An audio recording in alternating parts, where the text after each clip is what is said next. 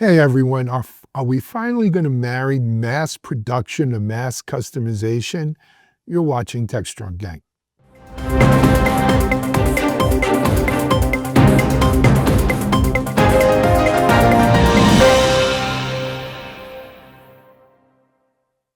Hi everyone, it's Alan Schimmel and it is Friday. Wow. I'm just sitting here thinking, is it really Friday?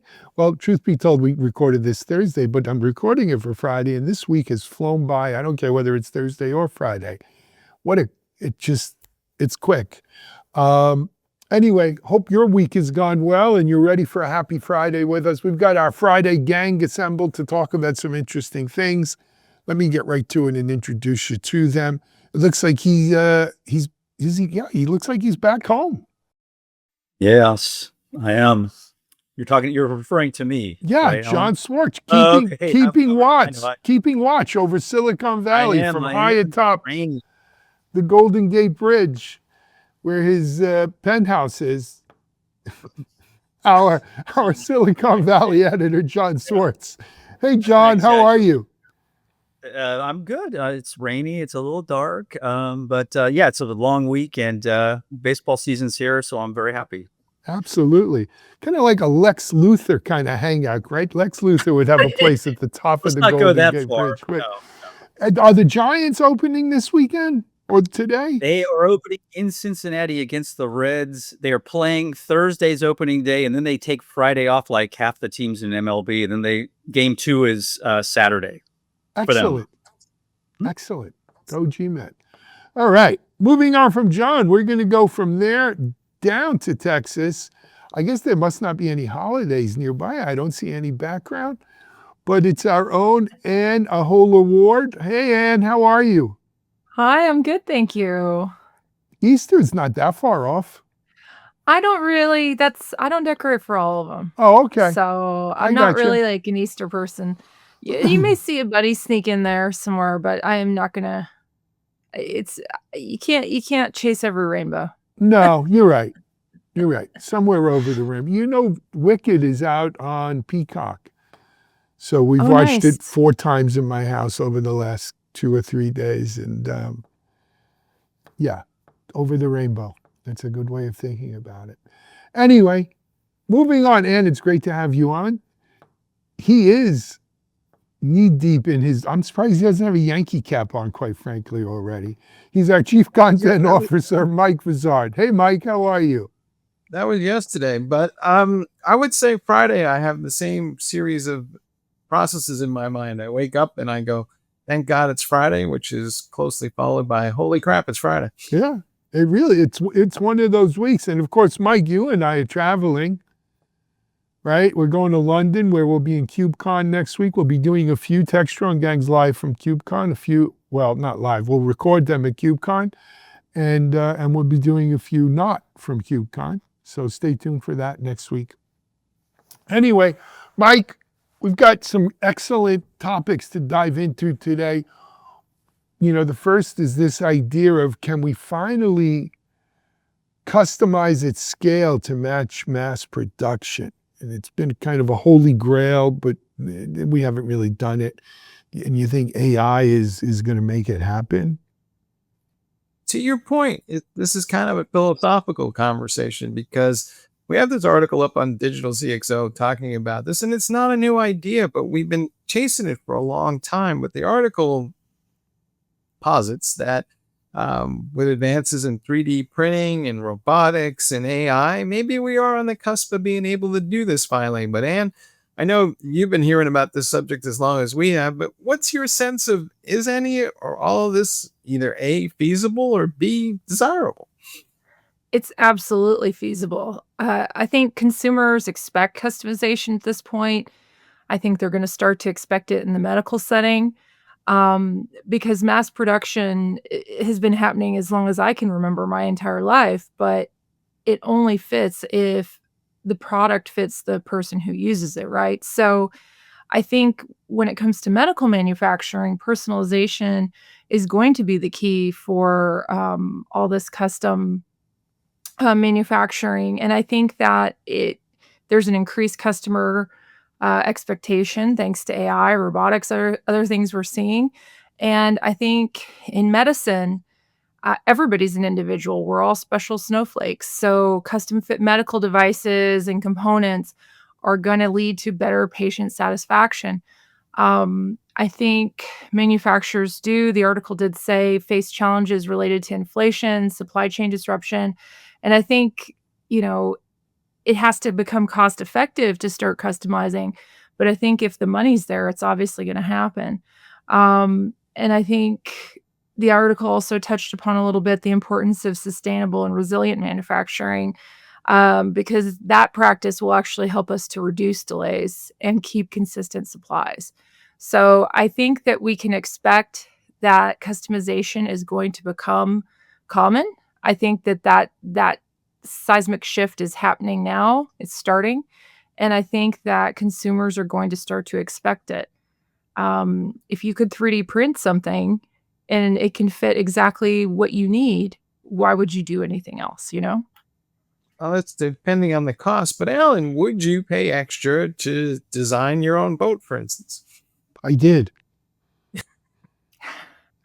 Well, I mean, I have been looking at 3D printed houses and customizing houses for some land I own in Northern Ontario. Probably going to do Wise move.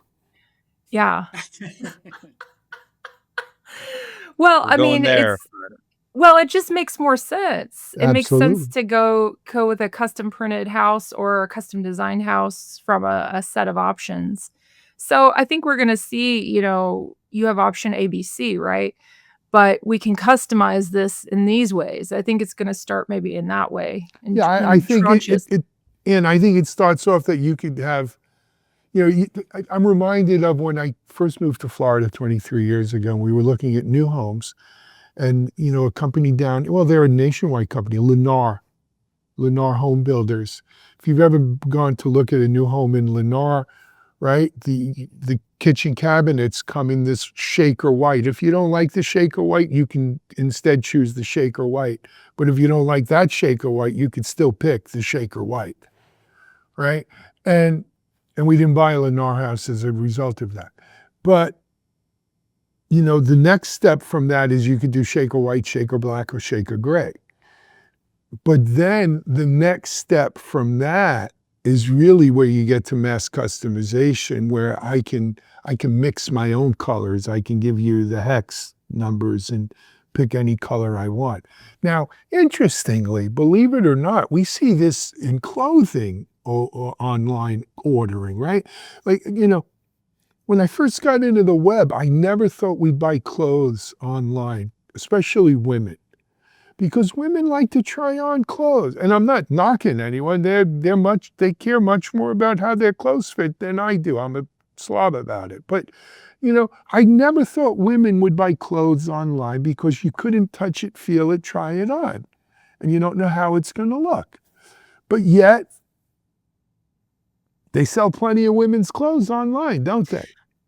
Right. But if you're a woman like me who's 6 feet tall, Well, it's you need hard. custom sizes. It's a great solution because you're not going to find what you need off the rack. Exactly. And that's what we've seen is mass customization of clothes online where, I forgot that I'm not mentioning names anyway, but you could stand in front of your iPad or phone and it literally measures you, or you could take your measurements and put it in. And then you can, in essence, get custom-made clothes custom-made for you, right, that fit your particular body. And, is it cheap? It's not a heck of a lot more expensive than buying off-the-rack stuff online because they're doing it at scale. And you don't buy into it. I mean, I think most women I know right now that are clothes horses are doing rentals. So there's so many services now that do custom clothing rentals. It's thought to be a more This is sustainable new to way to. me. Yes. So you rent it and then send it back? Yes, or you keep it if you like it. So it's like a try before you buy almost. Why is it A only lot of women? women How are come doing no that. one's told me about this?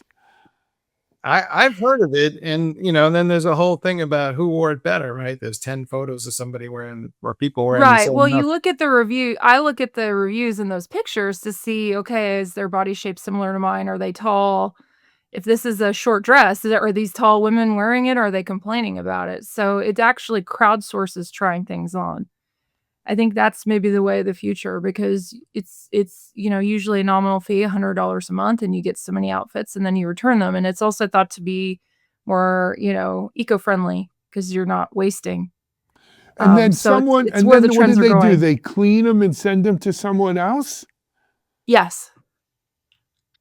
Which is Yes, they're better dry than what cleaned. you experience in the store where people try stuff on and they put it back in the rack and then Yeah, exactly. It could be a little icky. Yeah. Wow, this is blowing my mind. First of all, I got to tell you, Ann, I've only seen you on Zoom. I had no idea you're 6 feet tall because who knows what legs people have on Zoom. But this is a whole new, Mike, you knew about this? I did. I've heard all about this. Of course, I have a daughter in the fashion industry, so I hear about these I things. guess you would. John, do And you? they are using AI, believe me. I know one of their data scientists I've at heard, one of these. my daughters have talked about this concept too, try before you buy. Remember, I was going to mention, just throw something out. I remember a long time ago, companies like Intel and some others were talking about or conceiving this magic mirror technology where you would stand in front of a mirror, you wouldn't have to try something on it, it would size things on you or project things on you. Show you how That you kind of look in it. I really looked in it because there was this idea, and clothes is a great example where you wouldn't buy something blind. I mean, you'd want to touch it, feel it, see how it looks on you. So I just want to kind of go back to this whole idea of mass customization kind of plays within all these trends that we're seeing. Like literally every day there's an agentic AI announcement or some sort of announcement involving robotics or customization or going to market. I mean, today it was at PwC it announced an agentic AI. And it's just like all kind of clearly moving in this direction. And especially as Anne referenced, medical devices, components, healthcare, there's so much attention being paid to that and the opportunity. So I think it all is kind of moving in a direction of monetization, especially in that field, fashion, perhaps even in the types of content we consume.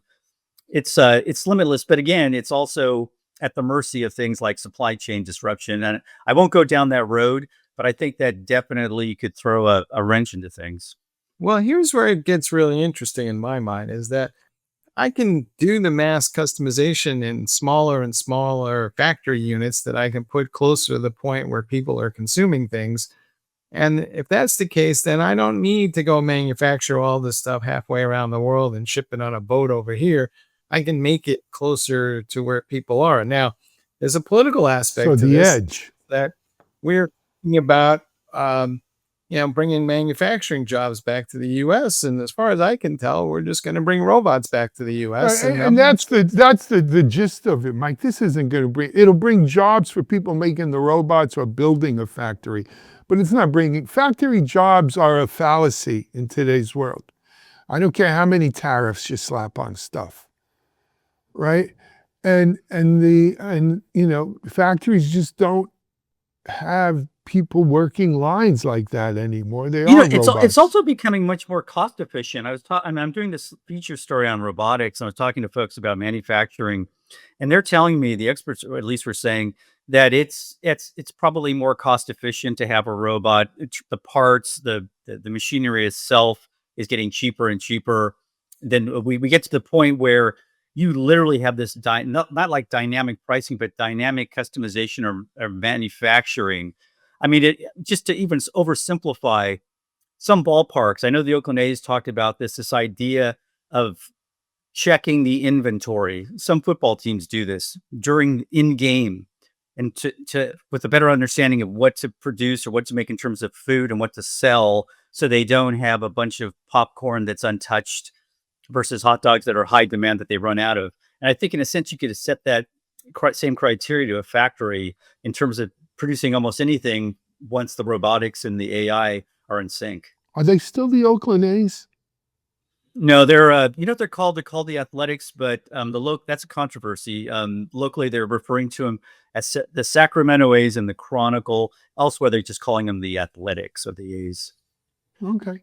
But that sort of, I remember internet first came out. Mike, you probably remember. John, you probably do too. There was this startup Pointcast network that, remember that the idea here was we were going to mass customize your feed, your news, your internet, tailored to you so that you don't have to drink from the fire hose and everybody can get their, and even though that was a failure, the concept stuck, right? People today, we all have our own interesting mix. Here's another thing. Go buy all these 23andMe DNA profiles and you can customize medicine based upon people's DNA. Because that, I think, is something, not buying the 20, I said that in jest. I hope the 23andMe DNA profiles aren't for sale, though who knows. But more and more, we're going to see medicines and supplements and so forth, nutrients, that are customized for your particular DNA, for your particular makeup that, works best for you. They showed a demo of that at an IBM conference like 10 years ago. Someone waking up and, pinprick, and then, oh, we've custom printed 3D, printed your medication. I mean, imagine what a boon that would be for diabetics and other people with serious medical conditions. It's kind of amazing. Yeah, but 10 years ago, it sounded sci-fi-ish. Today, it may not. Yeah. So I think it's coming faster than we think. And I think that there's a lot of economic incentives now that may not have been there. And there's a lot more political noise in the system too, driving this conversation. So we'll see what happens. Mike, I'll tell you though, to your point about making the factories on the edge closer, maybe not across in China or whatever, it's not just having the factory and the robots that make the, let's say, clothes, for instance. You need the material. You think the material is made here, right? I mean, one of the things that made England great, right, was they were importing all of their colonies, and everyone all over the world sent the wool back to England, but only they made, was it flannel and what was the other material that their suits are, like felt and so forth, right? So the materials are made from raw materials that oftentimes won't necessarily be grown here in this case, the U.S. Those materials are, those raw materials are then manufactured into finished material, which are then manufactured into finished products. So you may move the assembly, if you will, here, but the raw materials and the processing of those materials, are still going to take place elsewhere. So, well, according to my Civil War history, we can grow cotton in this country. So I don't know. Yeah, we could, but there's a reason why we don't. Right? In all honesty, it's there's a reason why we don't grow cotton in here like we used to. Things, the more things change, the more they stay the same. So it can all go back, man. Here he is, Eli Whitney himself. Making the new gin. Cotton gin references. Wow. Yeah, all right. Wow, guys. This conversation went way all over the place. Yeah, Baseball, we cotton, meandered. war. That was a meandering conversation, like was Old good, Man though. River. Yeah. All right. Of course, the debate is, did he actually invent that or did he just steal it from the British? There is Yes. that debate, right? But we would never steal IP like some other countries. Never. Oh boy. All right, let's take a break. We're going to come back before we get in trouble and ICE comes up here with mass people and deports me or something. You're watching Techstrong, gang. Discover Techstrong Group, the epicenter of tech innovation. We're your go-to for reaching IT leaders and practitioners worldwide. Our secret? Impactful content that sparks awareness, engagement, and top-quality leads. With us, you'll access editorial websites, streaming videos, virtual events, custom content, analyst research, and more. Join our satisfied clients. Let's revolutionize your tech journey. Contact us today and tell your story to the world in the most powerful way with Techstrong Group. Hey, folks, we're back and we're going to shift gears a little bit. We're talking about video and how AI is being used to first create more video. And then we're seeing some advances where there are new classes of processors known as ASICs that are being designed specifically to make it less expensive to encode video and process it. And that's a step in the right direction. We've seen Akamai earlier this week launched what they're calling a video processor unit in their cloud service that are claiming it is the first of its kind, and it should hopefully reduce the cost of processing video. But John, you have the article on using more AI to create video, and that we're seeing more of this in production. I think, from what I can tell, video is going to be everywhere soon. Yeah, it is. I mean, it already was in terms of post production, but now we're seeing this spike in pre production use, especially among marketers. They can churn out these high quality videos, bigger budgets. Now, it kind of runs counter to what I would have thought initially, but what the marketers are finding out is by using AI and video, their budgets have been increasing. They've been benefiting because they're getting better lead creation and conversions, according to this state of the video report by Wistia. So I talked to the head of content at Wistia, and he said we're seeing a level of AI usage in video pre-production they haven't seen before, involving things like scripting, script planning, editing, tone of shifts in a script. And that's kind of interesting. I really didn't know what that meant, but it basically meant making a script punchier or more narrow in focus. And before he said those exercises would take hours among people. Now it takes minutes with AI. So they're kind of cutting down on those costs. They're producing shorter videos also, by the way, which is much more in tune with the audience now. And like you watch a movie now versus say if you saw something 40 years ago, yeah, the amount of cuts and editing is incredibly accelerated now. So people have short attention spans. They like things coming at them in this kind of post MTV consumption model. So we're seeing that. You mentioned the Akamai news. The use of AI for video creation has surged to about 41% compared to 18% a year ago. The tools are getting better in terms of scripting, brainstorming, and then, of course, post-production like captions, dubbing, and visual generation. So we're going to see more of this. Maybe we might see more of it next month in April at the NAB show. But I think it's definitely a trend that is going to only accelerate. I agree. So, first of all, hey, Boomer, I got a message for you. Video is all over the place, right? I mean, we live it here at Techstrong. You're watching this video, right? We didn't start Techstrong Media Ops as a video play. It was a written websites. We write articles. That's what we do. But, about 5-6 years ago, 7 years ago, we moved to dabbling in video. And I would say today, we're producing here, and we're nothing. We're just Techstrong. We're not a big media house, but we produce on average of 35 to 40 different videos every week, including the 5 Techstrong gangs every week, right? Monday to Friday. Mike and I do a bunch of interviews. We do a bunch of podcasts, video podcasts, webcasts. We do a bunch of reoccurring series kinds of shows. And we're a poster child for this. I will tell you that I use the AI, just as you say, John, in pre-production. It writes my scripts.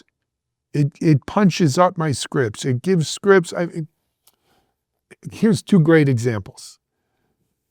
We did the Predict event in January. Predict 2025 was The Beat Goes On was the theme, like the Sonny and Cher song, The Beat Goes On. The hero image for the website was an AI image. The whole look and feel of the event was generated by AI.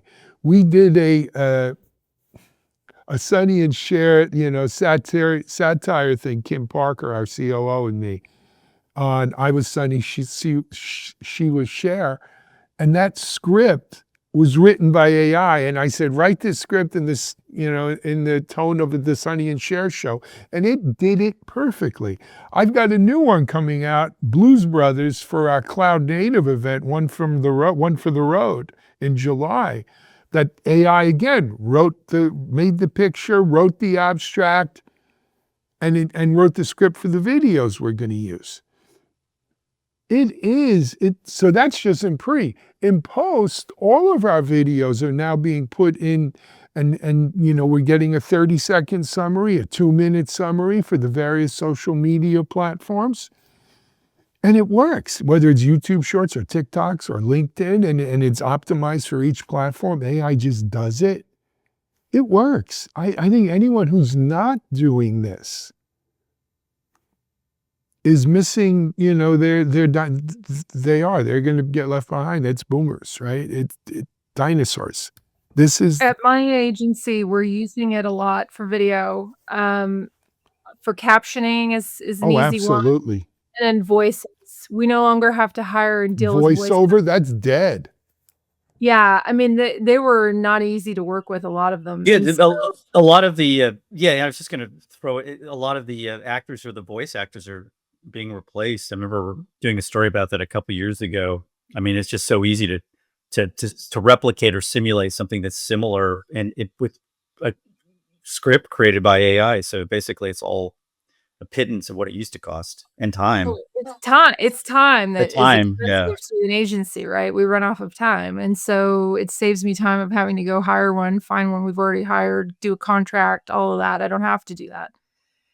So I was having this chat with somebody who works in Hollywood, and admittedly they have a bias, but and it's counterintuitive thinking a little bit, but they were positing the following theory. They were saying, yes, we're going to see a lot more videos driven by AI, and the bulk of those videos are going to be bad, and eventually people will start demanding higher quality videos, and he felt that would be good for his industry at the end of the day. I mean, yes and no. I mean, I don't think it's going to be as simple, because it's going to take money. I mean, they're doing studies now showing younger people would rather watch short form video on social media than pay for cable. People are paying for cable and streaming services. There's no way that's good for Hollywood.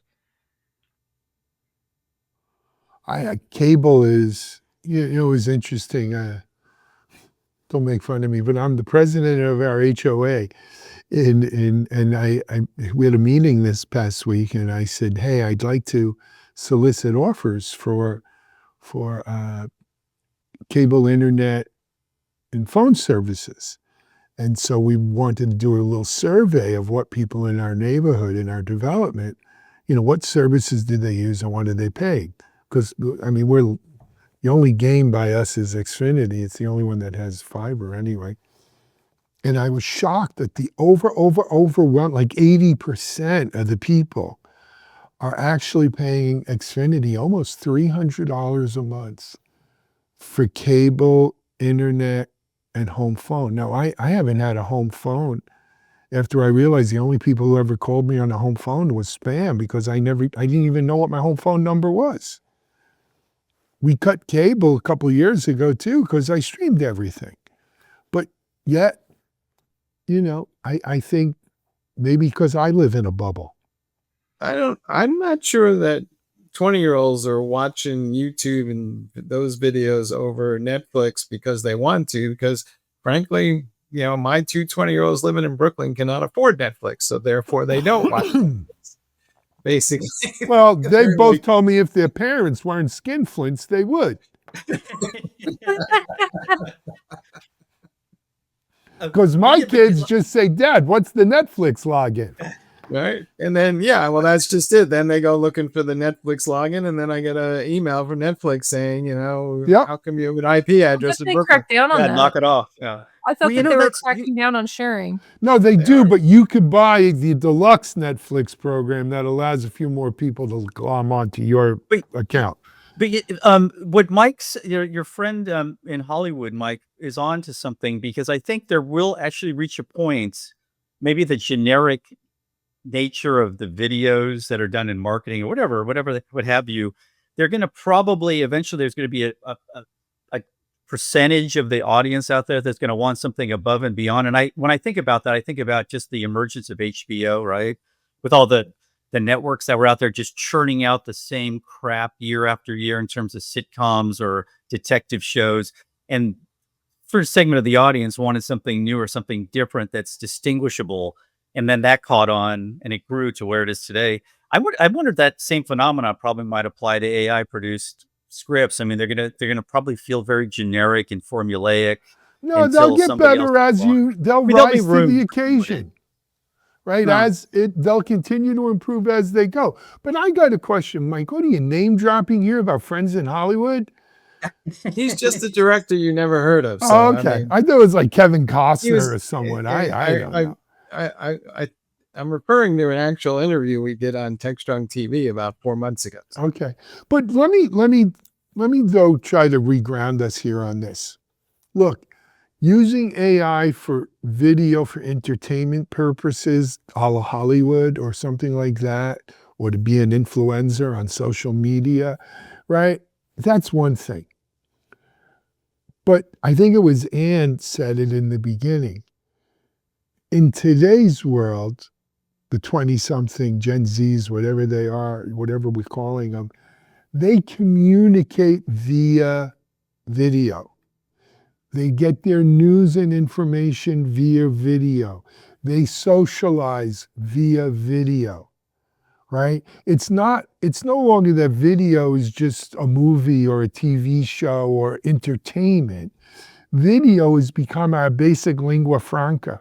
It's become the way we interact, whether it's us here on StreamYard or on a Zoom call or Teams or whatever your platform of choice is, or FaceTime, or how I find out what's cool, or how I get my homework, or how I do my classwork, frankly, if I'm in school, right? Or every time we mention Trump, I cannot see Ann's eyes roll the way I can on video. Right, exactly. Absolutely. I don't really roll my eyes, but yeah, I mean, Oh, you roll your eyes a little bit.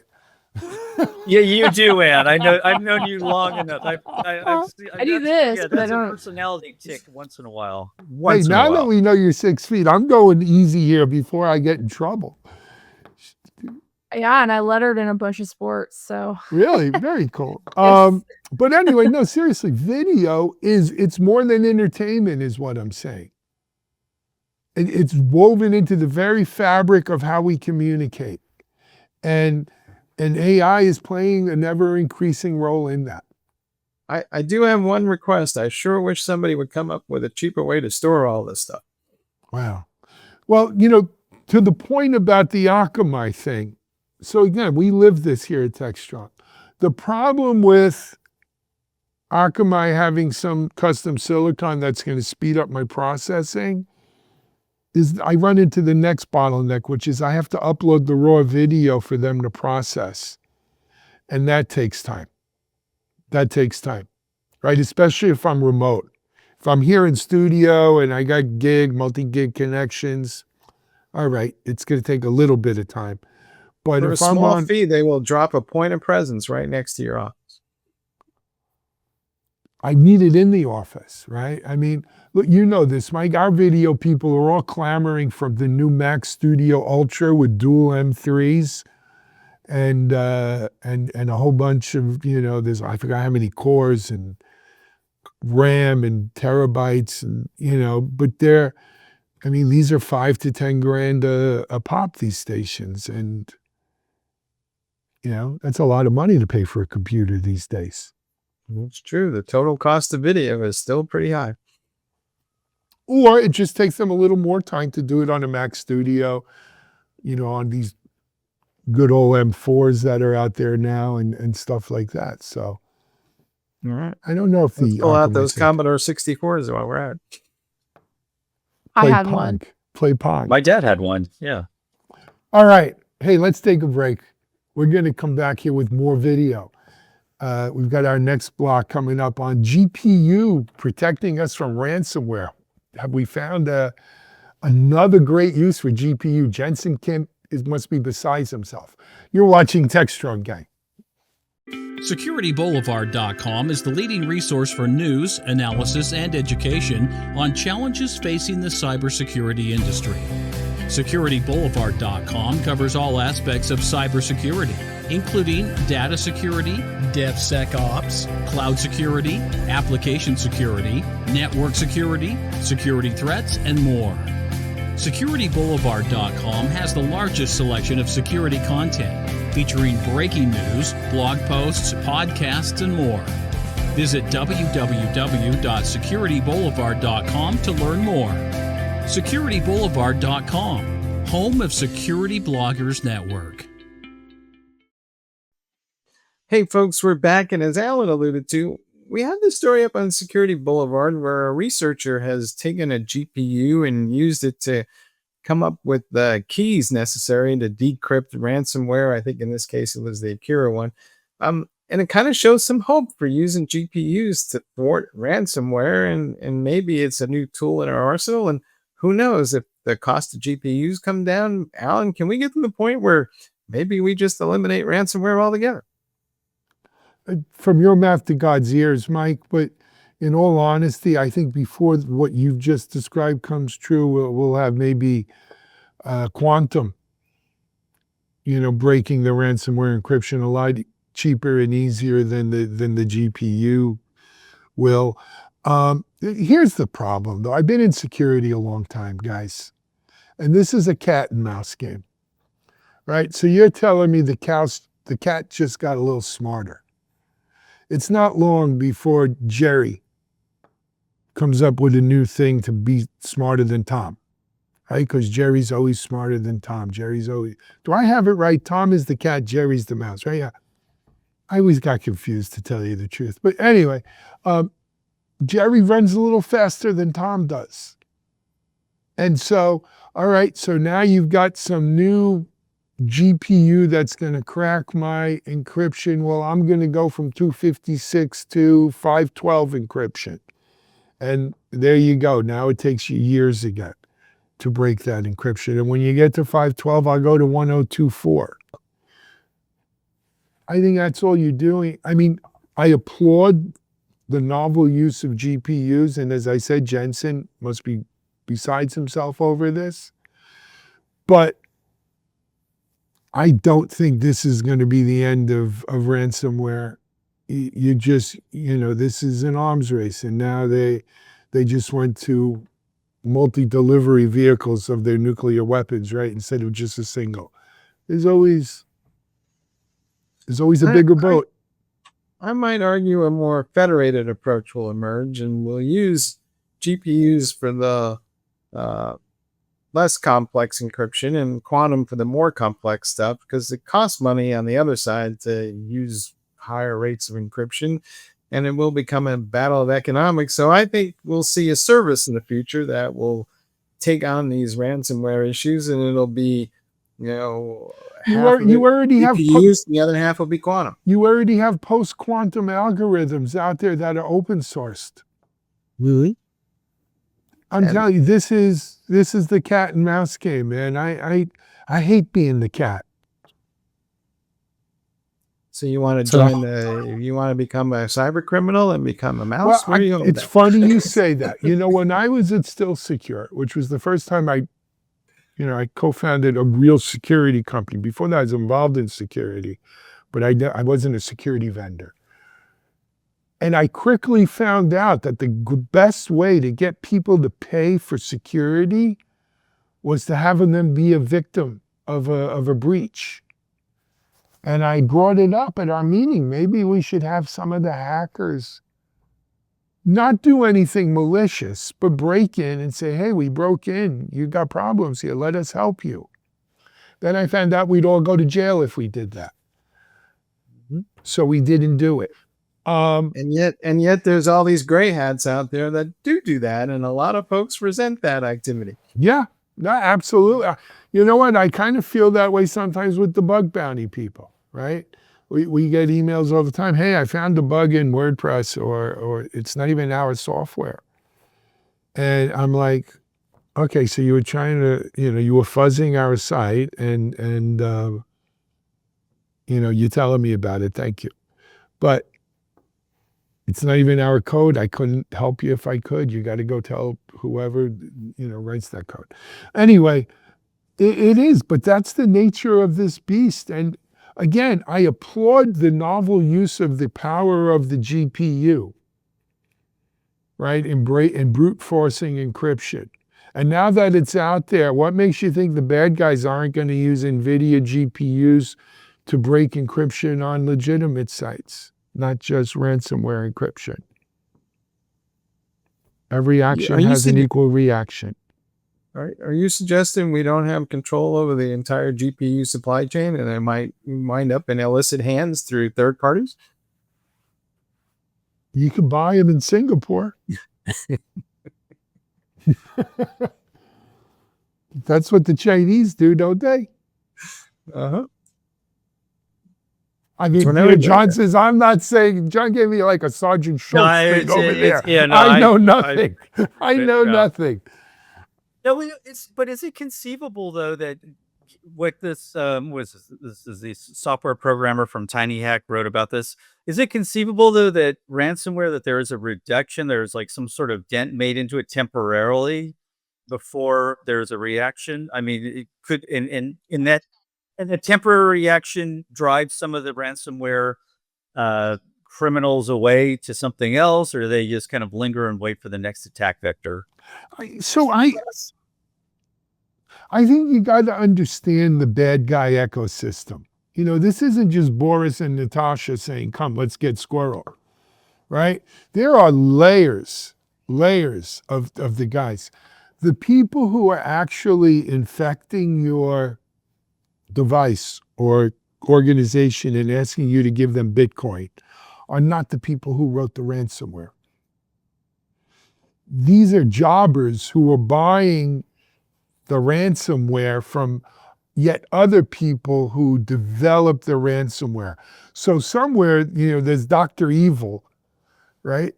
In his factory, and his minions are developing new ransomware encryptions and stuff like that. They then put that out into the ecosystem, and it works its way down to the jobbers who are delivering the phishing scams. And they then sell the information they get to people who just want social security numbers. Then other people want other PII to create fake identities altogether, or credit card numbers, or, you know, there's this whole hierarchy of Chaos Inc., right? And so the people who are working on the ransomware algorithms, John, they stay on top of this stuff. They're not dummies. And they're making a lot of money. So I don't think they're going to just go away. To your analogy, so for every 10 Toms, there's a million Jerrys. But if we don't start, to John's point, if we don't start taking out some of the Jerrys, even though they may multiply later on, there'll just be more and more of them. So it's not like we can do nothing. Right. I get that. When none pursueth. Yeah, I mean, I don't want to be Debbie Downer here and tell you, you know, but guys, this is the reality of it. Yes, we fight the good fight. We fight the good fight, and we keep, you know, ever vigilant and all of that kind of good stuff. But we've got to prepare for resilience. We've got to prepare for response. This stuff's going to happen. How do we respond? And, you know, and again, as a long time security person, I'm not saying we shouldn't put efforts into prevention, but we need to put a lot of effort into response and resilience. And I just, you know, I've seen too many magic bullets come and go in security in 25, 30 years to think that, you know, this one's going to kill the vampire. You know, it's interesting. So years and years ago, I did this book with another guy about cybersecurity. Actually, Mitch was one of the people that we interviewed with quite a Byron, bit. But anyway, Byron Achito. Yes, I know Byron. I remember that book. Yes. So when we were working on it, I went to an RSA conference, and I think Bill Gates was one of the keynote speakers. Yes. And I remember interviewing him and asking him about this, like this concept of I think he was talking about spam, and he said, you know, we could eradicate spam overnight. He had this simple solution, and it just kind of speaks to the point where you can't exactly eradicate this stuff, but you can make momentary inroads. But you're right, it's a process, Alan. It goes on and on and on. Point kind of Spy versus Spy for Mad Magazine comes to mind. It's not, there's no easy solution, but at least there's like some sort of progress on the defense side. There is progress. There is, and I don't want to discourage people out there. I don't want anyone getting depressed, but there is progress, and we do make progress, right? I was talking to someone yesterday. You don't hear a lot about SQL injection anymore, do you? Right? That used to be the scourge of But it's websites. still the number one vulnerability, I think. I don't know if it is anymore in terms of actual attacks, right? No, not SQL attacks, but- injections, buffer overflows, right? We've done a heck of a job making our apps more secure. A heck of a job. Not to say that we don't still get attacked successfully, right? Phishing. We've done much better with phishing. But I got to tell you, I'm going to make a confession. I hope no one's listening. I actually got an email from MailChimp yesterday that was so real looking, and it just said, and I forgot what the message, the hook was, but it was legitimate. I clicked on it, and thank God I had the protection on my browser. My browser popped up and said, hey, this is a phishing site, go away. And I did, and then I went back and looked at the email, and I went into the header, and it was phishing. They're getting so damn good, and I'm usually pretty vigilant in my mail. But it got me. And if not, my browser saved me. But anything that shows up in your email has any sense of urgency attached to it, it should be suspicious, because that's the dead giveaway. Right. The time, yes, the time threat. That's always a giveaway, especially in the text spams that I get, like toll payments, which are BS. I've been getting a lot of smishing on toll payments lately. Yeah. They told me I'm subject to criminal. Yeah. Yeah, I was waiting for ICE to knock on the door. Anyway, what else do we have on this one? But Alan, if the day comes that you do get kidnapped somewhere and someone sends us an email about it, we're not going to believe it. So I wouldn't pay a red nickel for me anyway, Mike. Don't worry. Let them You're do in a what they Mexican want. prison, and you're in a Right. Mexican El prison. Salvador. El Salvador. Yeah. Great movie, by the way. Salvador. That's a it's whole all right. nother We'll all story. get on a Signal app and plan our response. You can- All right. So Mike throws a bomb from the peanut gallery. All right. You know what? It's time you get ready for your Yankee game, my friend. All right. Gotta go. Gotta go. Hey, this has been a great Techstrong gang. I hope you guys at home have enjoyed it as much as the five of us have, or four of us, excuse me. I was looking at the four squares on my monitor, and I realized one of them is me.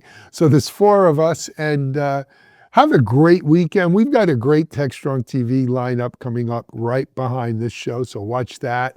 We are, as I mentioned, we're going to be in London for KubeCon next week, though Monday will be a regular Techstrong gang. We won't start London Techstrong gangs probably till Tuesday, I think, and definitely Wednesday and Thursday.